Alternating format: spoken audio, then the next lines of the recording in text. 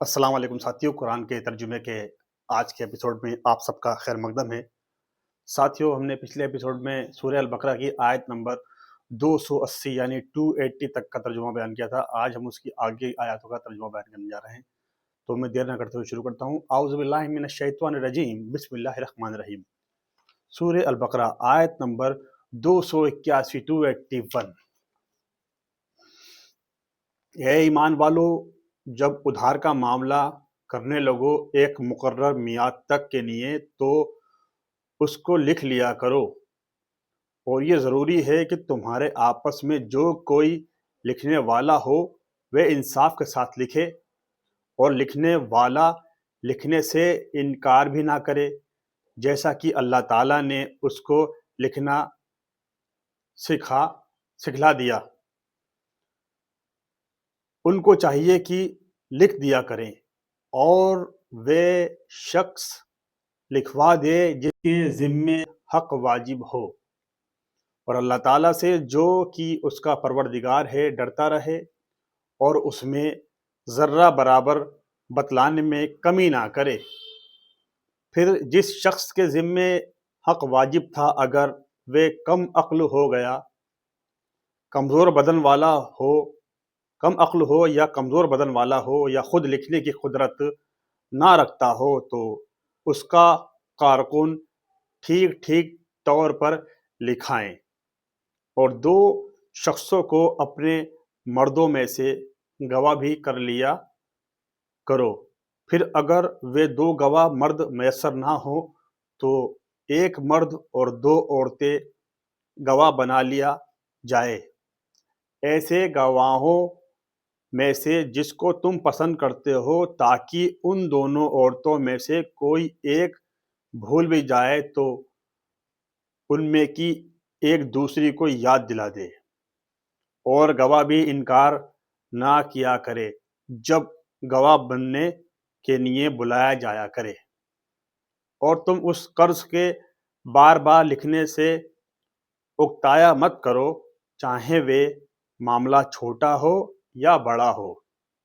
یہ لکھ لینا انصاف کو زیادہ قائم رکھنے والا ہے اللہ کے نزدیک، اور شہادت کا زیادہ درست رکھنے والا ہے، اور اس بات کے لیے زیادہ مناسب ہے کہ تم معاملے کے متعلق کسی شبہ میں نہ پڑو، مگر یہ کہ کوئی سودا ہاتھوں ہاتھ ہو جس کے آپس میں لیتے دیتے ہو، تو اس کے نہ لکھنے میں تم پر کوئی الزام نہیں، اور اتنا اس میں ضرور کر لیا کرو کہ خرید و بیچ کے وقت گواہ کر لیا کرو، اور کسی لکھنے والے کو تکلیف نہ دی جائے اور نہ کسی گواہ کو، اور تم ایسا کرو گے تو اس میں تم کو گناہ ہوگا، اور خدا سے ڈرو، اور اللہ کا تم پر احسان ہے کہ تم کو تعلیم فرماتا ہے، اور اللہ تعالیٰ سب چیزوں کے جاننے والے ہیں۔ ساتھیوں، یہ تھا آج کا قرآن کا ترجمہ، اور انشاءاللہ زندگی تندرستی رہی تو اس کے اگلے ایپیسوڈ میں اس کی آگے کی آیاتوں کا ترجمہ بیان کریں گے۔ اب اس ترجمے کے بعد جو مختصر سی ایک بریف تشریح ہوتی ہے، میں اسے بیان فرما دیتا ہوں، تاکہ جو ترجمے میں آپ کو کچھ سمجھ میں نہ آیا ہو وہ اس کی ہیلپ سے سمجھ میں آ جائے۔ تو میں تشریح بیان کرتا ہوں کہ چاہے دام ادھار ہو یا چیز خریدنی ہو، وہ ادھار ہو۔ جیسا گونگا ہے اور لکھنے والا اس کا اشارہ نہیں سمجھتا، یا جیسے دوسرے ملک کا رہنے والا ہے اور دوسری زبان بولتا ہے اور لکھنے والا اس کی بولی نہیں سمجھتا۔ شریعت میں دعوے کو ثابت کرنے کا اصل مدار یہی گواہ ہیں، اگرچہ دستاویز نہ ہو، اور خالی دستاویز بغیر گواہوں کے ایسے معاملات میں حجت اور معتبر نہیں۔ دستاویز لکھنا صرف یادداشت کی آسانی کے لیے ہے کہ اس کا مضمون سن کر طبعی طور پر اکثر واقعہ یاد آ جاتا ہے۔ لکھنے میں 3 فائدے بیان فرمائے۔ اول کا حاصل یہ کہ ایک کا حق دوسرے کے پاس نہ جائے گا نہ رہے گا۔ دوسرے کا حاصل یہ کہ گواہوں کو آسانی ہوگی۔ تیسرے کا حاصل یہ کہ معاملہ کرنے والوں کا جی صاف رہے گا۔ تینوں فائدوں کا الگ الگ ہونا ظاہر ہے، اور ان فائدوں کا اس طرح بیان کرنا کرینہ ہے کہ لکھنے کے مستحب اچھا اور پسندیدہ ہونے کا، اسی طرح گواہ کرنا بھی مستحب ہے، البتہ لکھنے والے اور گواہ کو نقصان پہنچانا حرام ہے۔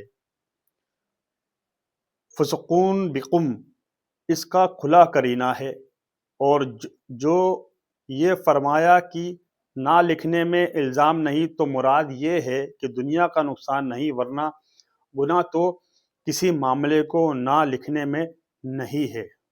ساتھیوں، آج کا ایپیسوڈ ہم یہیں ختم کرتے ہیں، اور آج کے ایپیسوڈ میں جو بہت اچھی چیز اس میں آئی ہے کہ اکثر ہم لوگ لین دین کرتے ہیں یا کوئی بھی پیسے کا کاروبار کرتے ہیں یا کسی سے ادھار لیتے ہیں یا کسی سے تھوڑے وقت کے لیے یا زیادہ وقت نہیں لے لیتے ہیں، تو ہم اس کو نوٹ نہیں کرتے، وعدے پہ لے لیتے ہیں، لیکن ہمیں یہ چاہیے یہ قرآن فرماتا ہے کہ اس چیز کو لکھ لینا چاہیے، کہیں پر نوٹ کر لینا چاہیے، اور یہ قرآن کی بات ہے، اور اس کو عمل میں لائیں گے تو ہمیشہ فائدے میں رہیں گے۔ اس لیے کوئی بھی دنیائی حساب کتاب ہو، پیسے کا، ادھار کا یا لین دین کا، اس کو نوٹ کرنا بہت ضروری ہوتا ہے، اور اس کے ساتھ میں اگر گواہ کر لیں تو بہت ہی اچھی بات ہے۔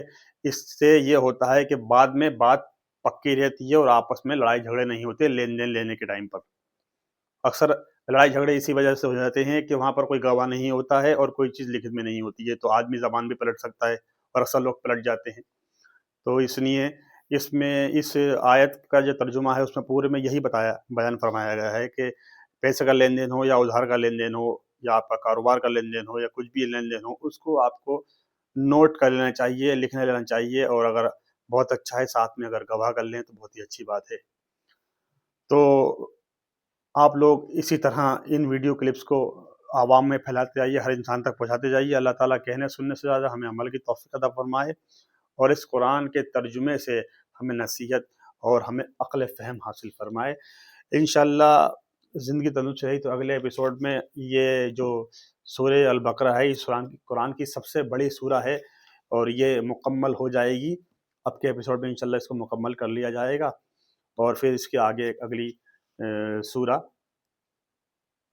جو قرآن کی تیسری سورہ ہے، سورہ آل عمران، اس کی شروعات کریں گے۔ تب تک کے لیے اجازت چاہتا ہوں۔ اپنا خیال رکھیے، اپنے والدین کا خیال رکھیے، اور اپنی فیملی کا خیال رکھیے۔